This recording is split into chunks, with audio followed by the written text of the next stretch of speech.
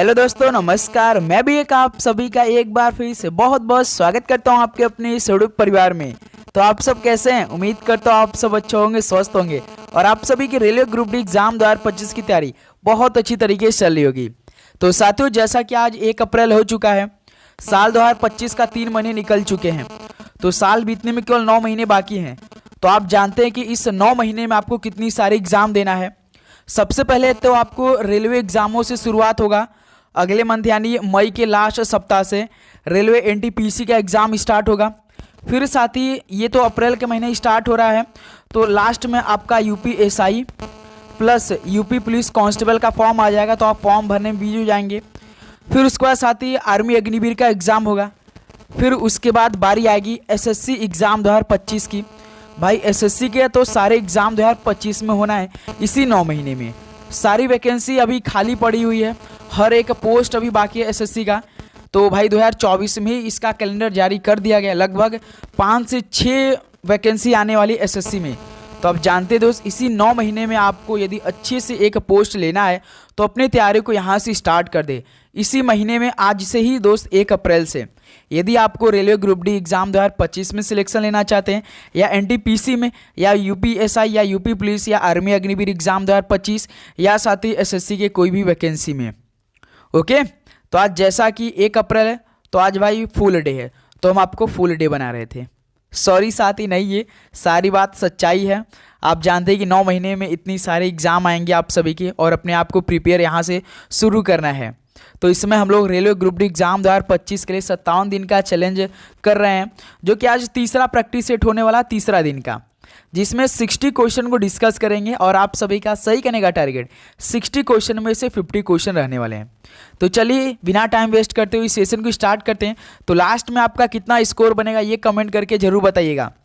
Okay, daily class सुबह 8 बजे, एक 11:30 AM पे, शाम को 6 PM पे, और एक शाम को 7:30 PM पे। लेकिन साथ ही कुछ दिनों से ये टाइम को फॉलो हम नहीं कर पा रहे हैं, सही से क्लास नहीं प्रोवाइड कर पा रहे हैं। लेकिन आज से साथ ही हम भी शेड्यूल हो चुके हैं। आप भी अपने आप को प्रिपेयर कर ले, जो हम टाइम बोलेंगे उसी टाइम पे क्लास हम आपको डेली प्रोवाइड करेंगे। ओके, तो चलिए आज का पहला प्रश्न हल करते हैं। तो सभी साथी बताएंगे पहले का राइट आंसर क्या हो जाएगा। गंगा की निम्नलिखित में से कौन सी सहायक नदी सोनपुर के पास पटना मिलती है? गंगा की कौन सी सहायक नदी सोनपुर के पास पटना मिलती है? तो गंडक नदी मिलती है। पहले का ए ऑप्शन बिल्कुल राइट आंसर हो जाएंगे। चलिए अगला सवाल बताइए, क्वेश्चन नंबर 2। भारतीय संविधान का कौन सा अनुच्छेद नए राज्यों के गठन और मौजूद राज्यों के क्षेत्रों, सीमाओं या नामों में परिवर्तन से संबंधित है? भारतीय संविधान का कौन सा अनुच्छेद नए राज्यों के गठन और मौजूद राज्यों के क्षेत्रों, सीमाओं या नामों में परिवर्तन से संबंधित है? भाई अनुच्छेद 3 है, यानी अनुच्छेद 3 है। ऑप्शन यहाँ से बिल्कुल राइट आंसर हो जाएंगे। चलिए अगला सवाल बताइए, क्वेश्चन नंबर 3। संविधान सभा का संवैधानिक सलाहकार या कानूनी सलाहकार किसे नियुक्त किया गया? तो संविधान सभा का संवैधानिक सलाहकार, या आप बोल सकते हैं कानूनी सलाहकार, किसे नियुक्त किया गया? तो ये BN राव को किया गया था। ऑप्शन यहाँ सबका बिल्कुल राइट आंसर हो जाएंगे। चलिए नेक्स्ट अगला सवाल बताइए, क्वेश्चन नंबर 4। भारत को राष्ट्रीय उपभोक्ता दिवस के रूप में मनाता रहा, यानी दोस्त भारत किस महीने को, यानी किस डेट को राष्ट्रीय उपभोक्ता दिवस के रूप में मनाता रहा है? तो भाई 24 दिसंबर को। ऑप्शन यहाँ सबका बिल्कुल राइट आंसर हो जाएंगे। ओके, चलिए नेक्स्ट अगला सवाल बताइए, क्वेश्चन नंबर 5। कौन सा श्वसन जीव अधिक ऊर्जा प्रदान करता है? तो इनमें से कौन सा श्वसन जीव अधिक ऊर्जा प्रदान करता है? तो वायवीय श्वसन ऊर्जा अधिक प्रदान करता है। ऑप्शन ए यहाँ सबका क्या हो जाएगा, बिल्कुल राइट आंसर हो जाएंगे। चलिए नेक्स्ट अगला सवाल बताइए, क्वेश्चन नंबर 6। आर्यभट्टीय पुस्तक किससे संबंधित है? आर्यभट्टीय पुस्तक ये किससे संबंधित है? दवा, व्याकरण, शल्य चिकित्सा या खगोल विज्ञान? तो आर्यभट्टीय पुस्तक ये किससे संबंधित है? तो साथ ही याद रखिए खगोल विज्ञान से संबंधित है। तो डी ऑप्शन इस वाले क्या हो जाएगा, बिल्कुल राइट आंसर हो जाएंगे। ओके, चलिए नेक्स्ट अगला सवाल बताइए, क्वेश्चन नंबर 7। भारतीय संविधान का भाग 5 किससे संबंधित है? भारतीय संविधान का जो भाग 5 है ये किससे रिलेशन है भाई, किससे संबंधित है? चुनाव, पंचायत, संघ या मौलिक कर्तव्य से? तो साथ ही जो भारतीय संविधान का भाग 5 है ये संबंध है संघ से। तो सी ऑप्शन इस सवाल क्या हो जाएगा, बिल्कुल राइट आंसर हो जाएंगे। चलिए अगला सवाल बताइए, क्वेश्चन नंबर 8। 1931 में आयोजित दूसरे गोलमेज सम्मेलन में निम्नलिखित में से किस स्वतंत्रता सेनानी ने कांग्रेस का प्रतिनिधित्व किया गया था? बताइए दोस्त, 1931 में आयोजित दूसरे गोलमेज सम्मेलन में किस स्वतंत्रता सेनानी ने कांग्रेस का प्रतिनिधित्व किया था? तो भाई महात्मा गांधी जी ने किया था। ऑप्शन ए यहाँ सबका क्या हो जाएगा, बिल्कुल राइट आंसर हो जाएंगे। चलिए अगला सवाल बताइए, क्वेश्चन नंबर 9। दक्षिण अमेरिकी महाद्वीप पर जनसंख्या की दृष्टि से सबसे बड़ा देश कौन सा है भाई? तो दक्षिण अमेरिकी महाद्वीप पे जनसंख्या की दृष्टि से सबसे बड़ा देश कौन सा है? चिली, ब्राजील, पेरू या इक्वेडोर? तो दक्षिण अमेरिकी महाद्वीप पर ब्राजील है दोस्त, ब्राजील जो कि जनसंख्या की दृष्टि से सबसे बड़ा देश है। तो यहाँ से बी ऑप्शन बिल्कुल राइट आंसर हो जाएंगे। चलिए नेक्स्ट अगला सवाल बताइए, क्वेश्चन नंबर 10 क्या दे रखा है? ब्रिटिश भारत के वायसराय के रूप में लॉर्ड वेवेल का उत्तराधिकारी कौन था? ब्रिटिश भारत के वायसराय के रूप में लॉर्ड वेवेल का उत्तराधिकारी कौन था? बताइए। तो लॉर्ड माउंटबेटन था। डी ऑप्शन इस सवाल का बिल्कुल राइट आंसर हो जाएंगे। चलिए नेक्स्ट अगला सवाल बताइए, क्वेश्चन नंबर 11। निम्नलिखित में से कौन विद्युत चुंबकीय प्रेरण के आधार पर कार्य करता है? विद्युत चुंबकीय प्रेरण के आधार पर काम कौन करता है? बताइए। तो इनमें से केवल जनरेटर वर्क करता है। तो यहाँ से ऑप्शन ए क्या हो जाएगा आपका, बिल्कुल राइट आंसर हो जाएंगे। चलिए नेक्स्ट अगला सवाल बताइए, क्वेश्चन नंबर 12। भारत में किसी राज्य का राज्यपाल नियुक्त करने की न्यूनतम आयु क्या है? भारत में किसी भी राज्य का राज्यपाल नियुक्त करने की न्यूनतम आयु सीमा क्या होनी चाहिए? 32 वर्ष, 21 वर्ष, 25 वर्ष या 35 वर्ष? तो याद रखिए साथी 35 वर्ष होना आवश्यक है। तो डी ऑप्शन इस सवाल का बिल्कुल राइट आंसर हो जाएंगे। चलिए नेक्स्ट अगला सवाल बताइए, क्वेश्चन नंबर 13। वह कौन सा गुण है जो किसी चालक में इलेक्ट्रॉनों के प्रवाह को रोकता है? वह कौन सा गुण है जो किसी चालक के इलेक्ट्रॉनों के प्रवाह को रोकता है? तो भाई प्रतिरोध है। ऑप्शन सी यहाँ से क्या हो जाएगा आपका, बिल्कुल राइट आंसर हो जाएंगे। चलिए नेक्स्ट अगला सवाल बताइए, क्वेश्चन नंबर 14। जब धातु ऑक्सीजन के साथ संयोग करती है तो क्या बनता है भाई? जब धातु ऑक्सीजन के साथ संयोग करती है तो क्या बनता है? धातु ऑक्साइड बनता है। यहां से ऑप्शन है आपका क्या बन रहा है, बिल्कुल राइट आंसर। चलिए अगला सवाल बताइए, क्वेश्चन नंबर 15। विश्व धरोहर स्थल महान सांची स्तूप ये किसके द्वारा निर्मित किया गया था?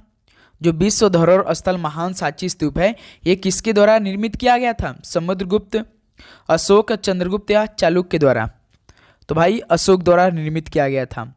तो बी ऑप्शन इस सवाल का बिल्कुल राइट आंसर हो जाएंगे। तो साथियों उम्मीद करूंगा आपको हर एक प्रश्न काफ़ी अच्छी तरीके से समझ में आ रहे होंगे, प्लस आप हर एक सवाल का राइट आंसर देते देते उसे याद भी करते चल रहे होंगे। जो भी प्रश्न आपको नहीं आ रहा है तो उसे आप साथ में याद कर लेंगे दोस्त, क्योंकि सारे प्रश्न बिल्कुल ऐसा ही आपके पेपर में देखने को मिलेगा।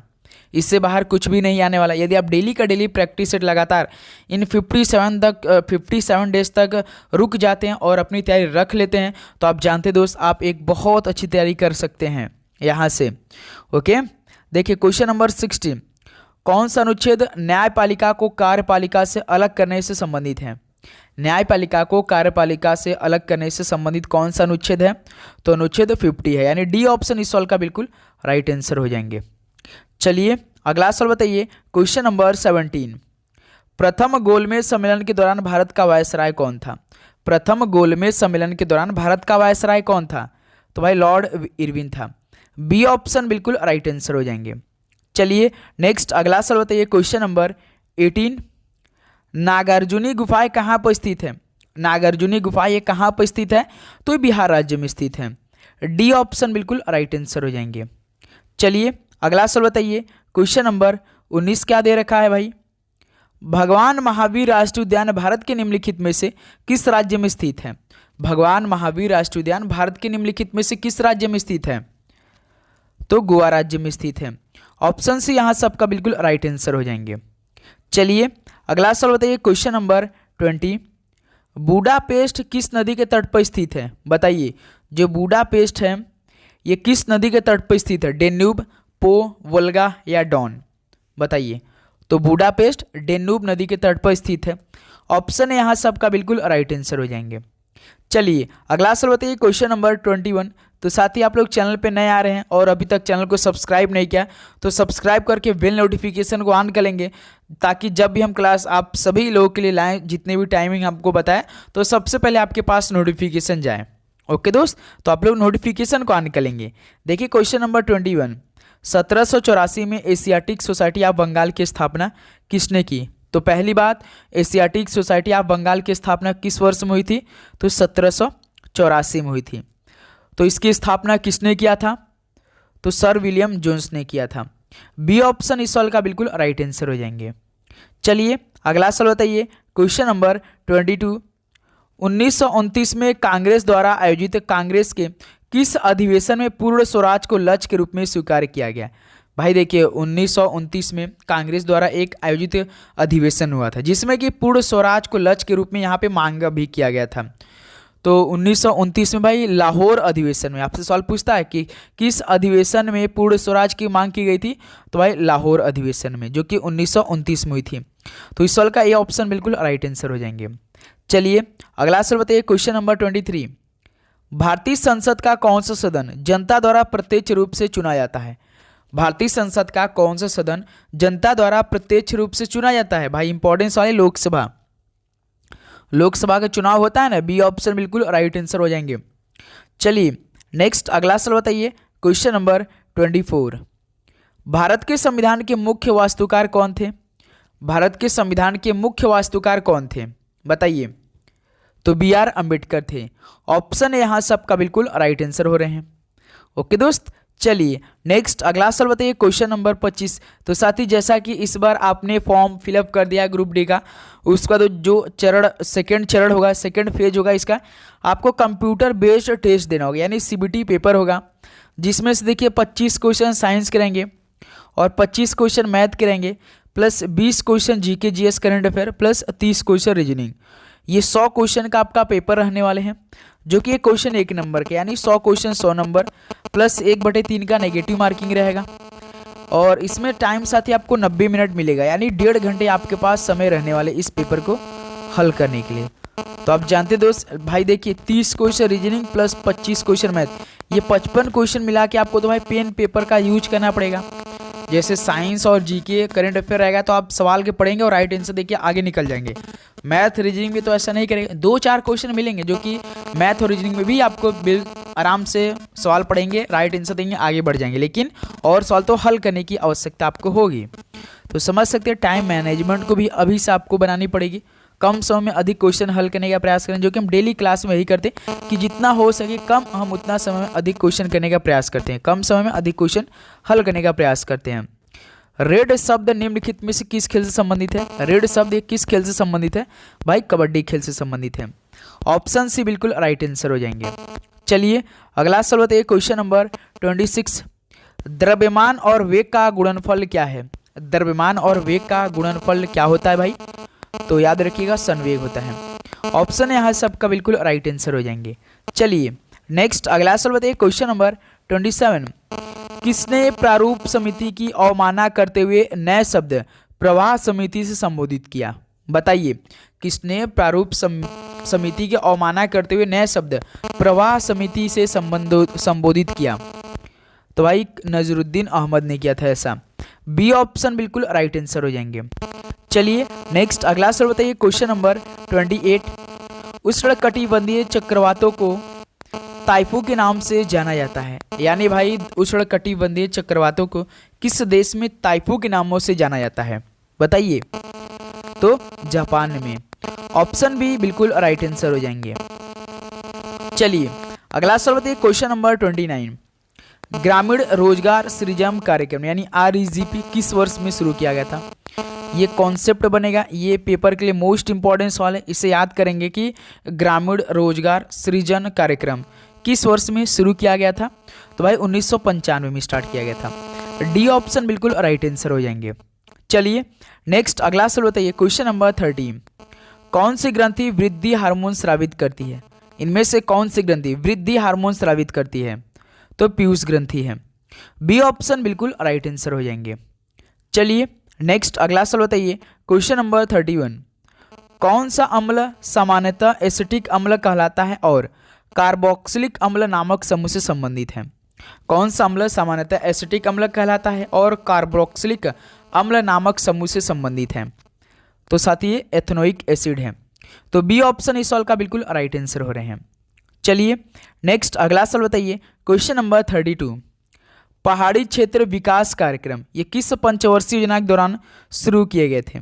पहाड़ी क्षेत्र विकास कार्यक्रम ये किस पंचवर्षीय योजना के दौरान स्टार्ट किए गए थे? तो आपसे सवाल पूछता है कि द्वितीय पंचवर्षीय योजना का टाइम पीरियड कब से लेकर कब तक था?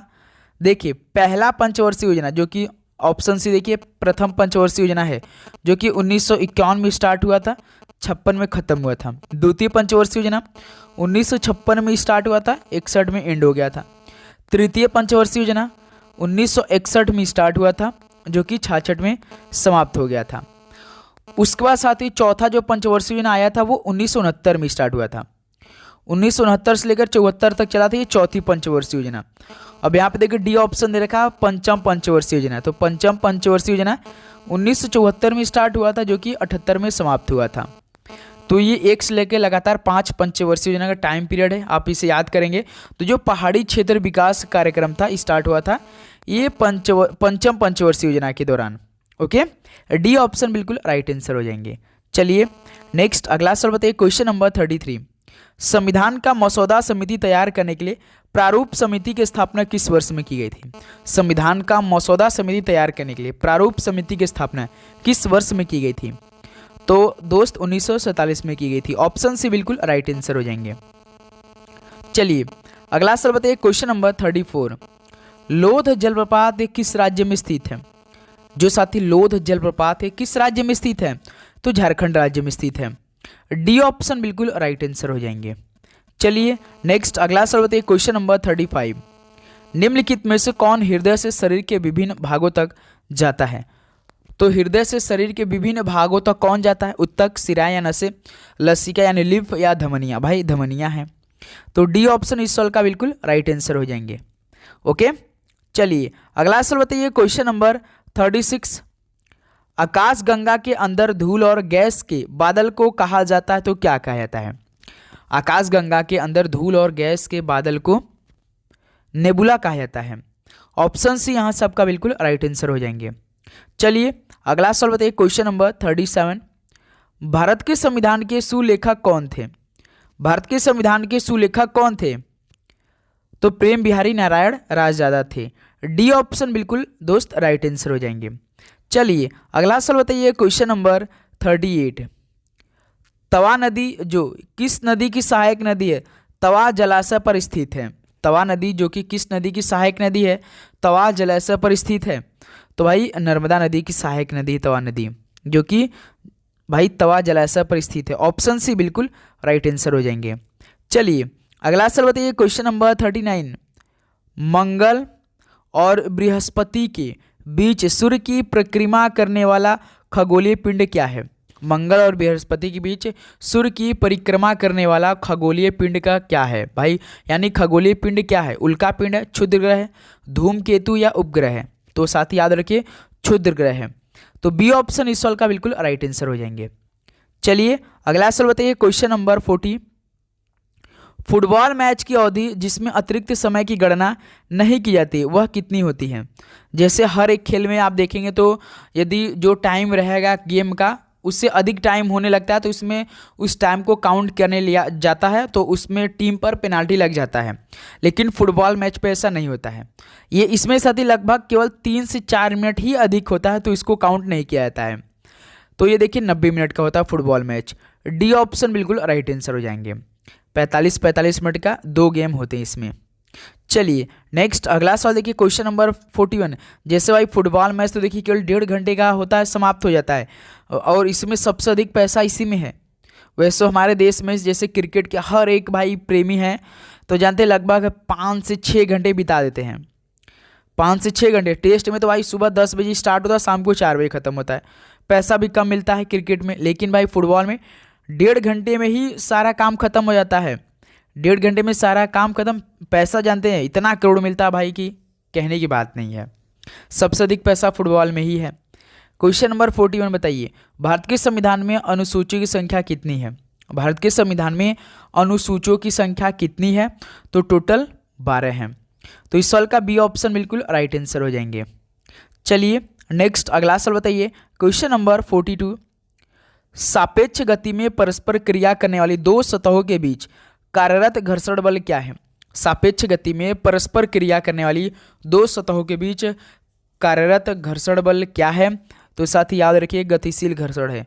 तो इस सवाल का बी ऑप्शन बिल्कुल राइट आंसर हो जाएंगे। चलिए नेक्स्ट अगला सवाल बताइए, क्वेश्चन नंबर 43। ठोस कोण की इकाई क्या है? ठोस कोण की इकाई क्या होती है? तो भाई स्टेरेडियन होती है। ऑप्शन सी यहाँ सबका बिल्कुल राइट आंसर हो जाएंगे। चलिए नेक्स्ट अगला सवाल बताइए, क्वेश्चन नंबर 44। सर्बी शब्द निम्नलिखित में से किस खेल से संबंधित है? सर्बी शब्द एक किस खेल से संबंधित है? तो वॉलीबॉल खेल से संबंधित है। डी ऑप्शन बिल्कुल राइट आंसर हो जाएंगे। ओके चलिए नेक्स्ट अगला सवाल बताइए, क्वेश्चन नंबर 45। भारतीय प्रेस के मुक्तिदाता के रूप में किसे जाना जाता था? भारतीय प्रेस के मुक्तिदाता के रूप में किसे जाना जाता था? तो भाई चार्ल्स मेटकॉफ को जाना जाता था। ऑप्शन से यहाँ से बिल्कुल राइट आंसर हो जाएंगे। ओके चलिए अगला सवाल बताइए, क्वेश्चन नंबर 46। कलमकारी चित्रकला किस राज्य में प्रारंभ हुई? कलमकारी चित्रकला किस राज्य में प्रारंभ हुई बताइए? हिमाचल प्रदेश, मध्य प्रदेश, उत्तर प्रदेश या आंध्र प्रदेश? तो कलमकारी चित्रकला आंध्र प्रदेश में स्टार्ट हुई। तो डी ऑप्शन इस सवाल का बिल्कुल राइट आंसर हो जाएंगे।